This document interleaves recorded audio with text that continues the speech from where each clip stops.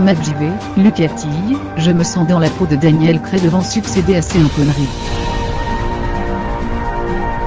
Lucas Tille, le héros de la série McGivey, s'est confié lors du dernier festival de télévision de Monte-Carlo. McGivey a changé de visage.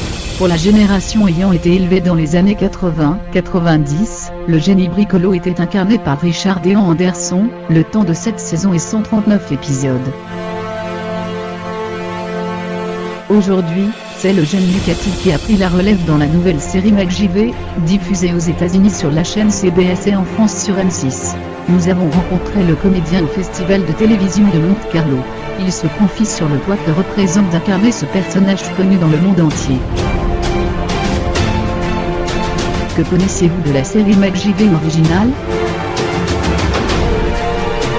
Lucas Tille, je savais qu'il avait une coupe de cheveux complètement dingue. Il a rendu la coupe de mulet assez cool, à la mode. Je ne sais pas qui est responsable de cette mode. Mais il faut vraiment avoir vécu sur une autre planète pour ne pas savoir qui est McGivey. C'est dans le dictionnaire maintenant, faire quelque chose à la McGivey. En plus mon père adorait la série. J'ai vu des rediffusions d'épisodes, mais seulement après avoir eu le rôle. C'est difficile d'incarner un personnage qui est déjà connu par des millions de personnes. Oui, au début, je ne savais pas trop quoi faire. Est-ce que je suis trop chaud, pas assez viril, trop humble par rapport au personnage? Je devais plaire aux femmes dans la série sans être un séducteur. C'était vraiment très dur de savoir si ce que je faisais était bien car tout le monde connaît le McGivey original. Et je n'ai que 26 ans et je ressemble à un lycéen. C'était complètement différent. C'est un peu comme Daniel Craig, qui doit succéder à ces conneries. Et est-ce que vous savez fabriquer des choses comme McGivey?